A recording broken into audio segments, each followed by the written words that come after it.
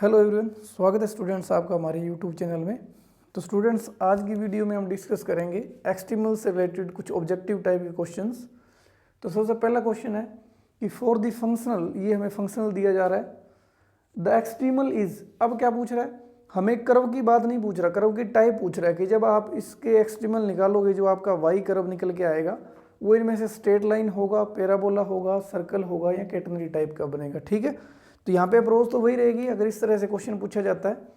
तो अगर ये एक्सट्रीमल निकालना होता है तो हम क्या करते हैं, सबसे पहला काम ये वहाँ पे हम एक्सल इक्वेशन निकालते हैं, सॉरी आइलर इक्वेशन लगाते हैं। एफ का partial derivative with respect to Y और डेरिवेटिव कर देते हैं एफ का partial derivative with respect to Y dash is equal to 0। अब इस इक्वेशन में अगर आप एफ को देखो तो एफ हमारा क्या है, एफ है एक्स प्लस वाई का होल स्क्वायर। ठीक है, तो यहाँ पे वाई डैश प्रेजेंट नहीं है। अगर इसके अंदर वाई डैश नहीं आ रहा तो ये वाली टर्म जो है एफ का partial derivative with respect to Y dash करोगे क्या आ जाएगा, 0। यानी कि जो आइलर इक्वेशन बनेगी वो क्या बनेगी, एफ का partial derivative with respect to Y करके इज इक्वल टू 0 पुट कर दो। ठीक है, तो यहाँ से हम क्या करेंगे, एफ का partial derivative with respect to Y करके इज इक्वल टू 0 पुट करेंगे। तो एफ का partial derivative with respect to Y करोगे तो 2 टाइम एक्स प्लस वाई आ जाएगा, फिर वाई का करोगे 1 आ जाएगा, इज इक्वल टू 0। ठीक है, तो यहाँ से हमें जो लाइन मिलेगी, क्योंकि इसको सोल्व करोगे तो y is equal to minus of x आ जाएगा। ठीक है, तो आइलर इक्वेशन सोल्व करने के बाद जो हमें वाई मिला वो क्या निकला, Y is equal to minus X, और आंसर क्या आ गया हमारा, स्ट्रेट लाइन। ठीक है, अब सेकंड क्वेश्चन में बात करें, हमें पूछा जा रहा है कि कर्व बताओ on which the functional this, ये जो फंक्शनल दिया हुआ है विद दिस कंडीशन, ये कंडीशन दी जा रही हैं वो कौन सा होगा। ठीक है, यानी कि यहाँ भी हमसे क्या पूछा जा रहा है, मैक्सिमाइज या मिनिमाइज करना है, वो कर्व बताना है इनमें से कौन सा आएगा जो इन कंडीशंस को सेटिस्फाई करेगा। तो सबसे पहले आपने ध्यान रखना है कि जब भी इस टाइप के क्वेश्चंस के अंदर कंडीशंस दी जाती है तो हमारा जो मेन टारगेट है वो हमें शुरुआत से शुरू नहीं करना कि यहाँ आप आइलर इक्वेशन लगा के वहाँ से वाई निकालो फिर पुट करो वो फाइंड आउट करो, नहीं। अगर हमें कंडीशंस दी जाए तो सबसे पहला काम आपका क्या होना चाहिए, ऑप्शंस के अंदर वो कंडीशन सेटिस्फाई हो रही है कि नहीं वो चेक करो। ठीक है, जैसे यहाँ पे चेक किया जाए कि इसमें जो भी वाई आएगा वो वाई 0 को 0 पे लेके जाएगा। ठीक है, तो यहाँ पे अगर x को 0 पुट करोगे आंसर 0 आएगा, यहाँ से 0, ये भी 0, यहाँ 0 0, ये भी है। यानी कि चारों के चारों ऑप्शन आपकी जो y0 वाली कंडीशन है, y0 को 0 पे लेके जा रहे हैं वो सेटिस्फाई कर रहे हैं। ठीक है, फिर सेकंड इक्वेशन के पास जाएं तो y π/2 पे 0 बनना चाहिए। तो सबसे पहले यहाँ अगर आप x को π/2 डालोगे तो sin π/2 1 हो जाएगा, आंसर आएगा π/2। तो यहाँ से पहला ऑप्शन इस कंडीशन की वजह से नेगलेक्ट हो जाएगा। फिर सेकंड के पास जाओ, यहाँ π/2 पुट करोगे, π/2 माइनस π/2 इंटू साइन π/2, साइन π/2 क्या हो जाएगा 1, तो ये कैंसिल हो गया, क्या आ जाएगा 0। यानी कि ये कंडीशन सेटिस्फाई कर रहा है अभी। तो अगर कोई कंडीशन सेटिस्फाई कर जाए तो जरूरी नहीं कि वो आपका आंसर होगा, इसलिए नेक्स्ट के पास चलते हैं। तो यहाँ पुट करो π/2, यहाँ π/2 पुट करोगे तो ये बनेगा π/2 स्क्वेयर माइनस π/2 जो 0 नहीं आ रहा, यानी ये ऑप्शन भी क्या हो जाएगा, नेगलेक्ट हो जाएगा। सेम इसके पास जाओगे तो जब आप x को π/2 डालोगे तो साइन π/2 1 होता है, y क्या आ जाएगा माइनस π/2, ये भी नेगलेक्ट हो गया। ठीक है, तो कंडीशंस की हेल्प से हम क्या कर सकते हैं, ऑप्शंस को नेगलेक्ट कर सकते हैं, आंसर नहीं बता सकते। लेकिन यहाँ पे नेगलेक्ट होने के बाद एक ही ऑप्शन बचा, वो आंसर आपका क्या हो जाएगा, बी। तो यहाँ पे आपने ध्यान रखना है, ये जो कंडीशन वाले क्वेश्चन होते हैं ये कई बार क्या हो जाते हैं, ऑप्शन से ही नेगलेक्ट हो जाते हैं। ठीक है, अब चलते हैं थर्ड क्वेश्चन पे।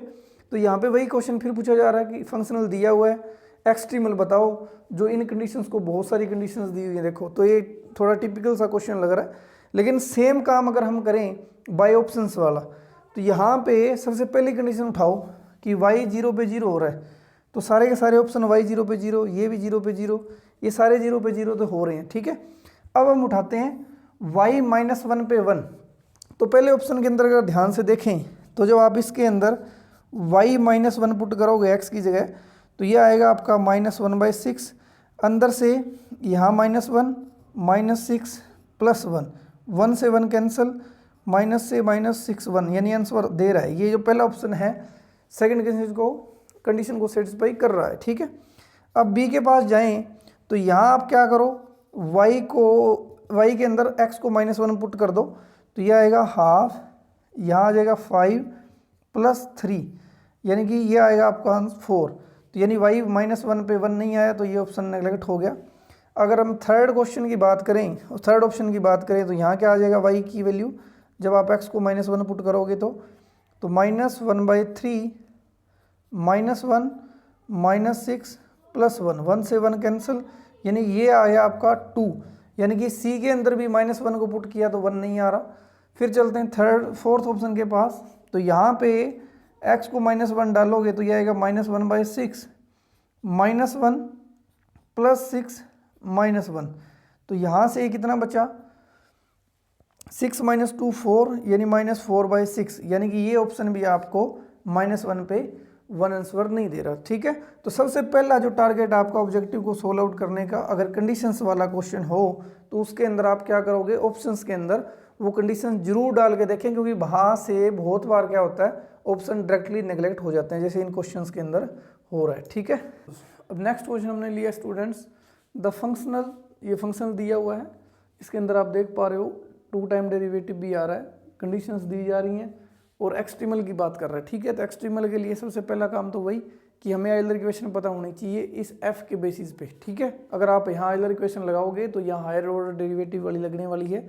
ठीक है, लेकिन यहाँ पे सबसे आसान काम क्या है कि हमें कंडीशंस दी हुई है, तो जब भी क्वेश्चन के अंदर कंडीशंस दी जाए तो आपने सबसे पहला काम आइलर इक्वेशन वाला नहीं करना, आपने वाई को वहाँ से फाइंड आउट नहीं करना, क्योंकि उसमें कैलकुलेशन बढ़ने वाली है। अगर यहाँ से ऑप्शन कुछ बच जाते हैं एक्स्ट्रा तो हमें वो काम करना पड़ता है। ठीक है, तो सबसे पहले हम यूज़ करेंगे कंडीशंस का। तो y 0 पे 0 कि जो भी आपका y आएगा वो 0 पे 0 देगा। तो सबसे पहले सभी ऑप्शंस को देखो, क्योंकि x कॉमन आ रहा है सब में से, तो 0 पे 0 तो होने वाला है। ठीक है, फिर दूसरी कंडीशन मैं यूज़ करूँ y1 = 0 वाली। ठीक है, तो y1 = 0 में कौन कौन आ जाएगा, सबसे पहले तो ये कैंसिल हो जाएगा, क्योंकि एडिशन है, ऐड होगा, 0 आ नहीं सकता, तो आपका यहाँ से बी ऑप्शन इस कंडीशन का यूज़ करके चला गया।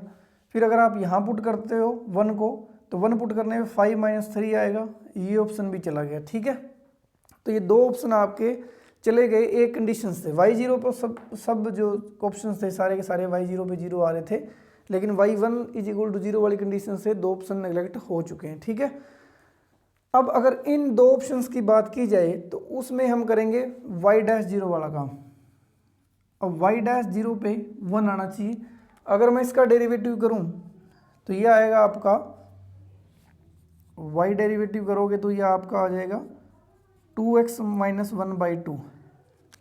ठीक है, इसका एक बार डेरिवेटिव करो, इसका 2x हो जाएगा, x का 1 हो जाएगा /2। अब इसके अंदर अगर मैं 0 पुट करूं तो आंसर क्या आने वाला है, -1/2, यानी कि y' 0 1 वाली कंडीशन है, उससे थर्ड ऑप्शन आपका जा चुका है, तो एक ही ऑप्शन बचा है। तो इसलिए मेन काम हमारा, मेन फोकस कहाँ होना चाहिए, अगर कंडीशंस दी हुई है तो कंडीशन से ही नेग्लेक्ट हो जाए तो अच्छी बात है। ठीक है, अब नेक्स्ट क्वेश्चन के पास चलते हैं। इसमें भी पूछा जा रहा है the extremum of the functional with these conditions. ठीक है, तो यहाँ कंडीशंस दी हुई है और फंक्शनल के कोरस्पोंडिंग हमसे एक्सट्रीमल की मांग हो रही है। तो पहला काम तो वही कंडीशन सेटिस्फाई करवा के देखेंगे।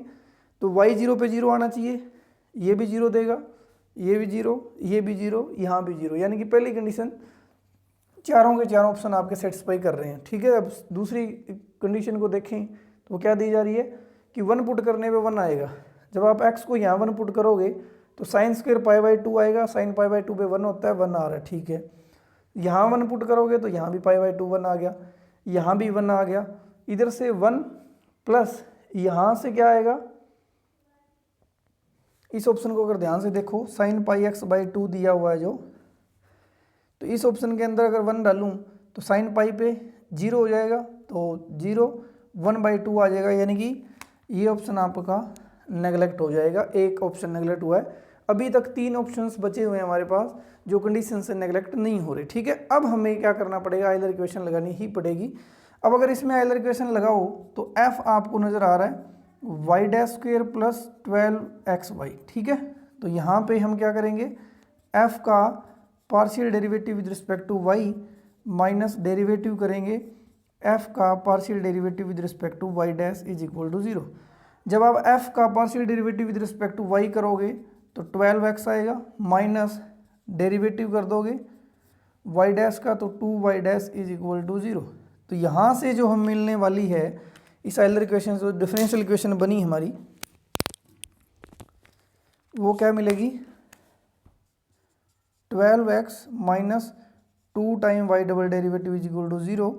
तो यहाँ से y double dash is equal to 6 of x आ गया। ठीक है, अब इसको भी आगे सोल्व करने की जरूरत नहीं है, क्योंकि अगर आप ऑप्शंस को ध्यान से देखोगे कि जब आप इस y को सोल्व करने वाले हो, जब आप इस y को सोल्व करोगे यहाँ, तो जो पावर्स आ सकती हैं वो x की पावर बढ़ेंगी, क्योंकि आप दोनों साइड इंटीग्रेशन करोगे, 2 बार इंटीग्रेशन करोगे तो पावर कितनी हो जाएगी, 3 हो जाएगी। यानी कि इस y को सोल्व करने के बाद आपका पोलिनोमियल ही मिलने वाला है, x के अंदर ही पावर्स मिलने वाली है, तो ये ऑप्शन तो वैसे ही नेगलेक्ट हो जाएंगे। ठीक है, पूरा सोल्व करके ये इक्वेशंस कंडीशंस पुट करके वहाँ से निकालने की जरूरत नहीं है, हमने डायरेक्ट यहीं से आइडिया हो गया कि इसको जब आप y को सोल्व करोगे तो x की पावर 3 आने वाली है, और इन तीनों में से एक ही ऑप्शन बचा हुआ है जिसके अंदर x की पावर 3 आ रही है, साइन तो आ ही नहीं सकता। ठीक है, तो इस तरह से आप कुछ क्वेश्चंस को देख के विद कंडीशन की हेल्प से या आइलर इक्वेशन के बाद उसमें कुछ आइडिया लगा के आप ऑप्शन को डायरेक्ट क्या कर सकते हो, नेगलेक्ट कर सकते हो। ठीक है, तो यहाँ पे आगे इसको जरूरत नहीं करने की, क्योंकि अगर इसको सोल्व करोगे तो आपका y डैश आएगा 3x स्क्वेयर प्लस a, और y आ जाएगा आपका x cube plus ax plus b। ठीक है, अगर यहाँ ऑप्शंस और होते x क्यूब के अंदर, यहाँ अगर b और a ऑप्शन जो है उसमें x पावर 3 और आ रहा होता और उसमें कुछ और ऐड हो रहा होता तो हम ये आगे सोल्व करते। ठीक है, क्योंकि अब तो इसमें तीनों में से एक ही ऑप्शन बचा जिसके अंदर सिर्फ x की पावर 3 इसी में आ रहा है, बाकी में तो साइन आ रहा है, तो वैसे नेगलेक्ट हो जाएगा। ठीक है, अब इसमें अगर आप कंडीशन डालो कि y 0 पे 0, तो यहाँ से आपको क्या मिलेगा, 0 पे 0 करोगे तो b 0 हो गया, तो y आपका क्या मिल गया, x cube plus b of x। ठीक है, फिर कह रहा है कि y 1 पे क्या है, 1 है, तो 1 is equal to 1 plus b, तो यहाँ से b क्या आ गया, 0। यानी कि इन कंडीशन लगाने के बाद में जो a और b हैं दोनों क्या हो जाएंगे, 0। वापस पुट कर दोगे y क्या बच जाएगा, x क्यूब। तो इस तरह से आपने ऑब्जेक्टिव टाइप क्वेश्चंस को कंडीशंस वालों को इस तरह से नेगलेक्ट करके आप काम चला सकते हो।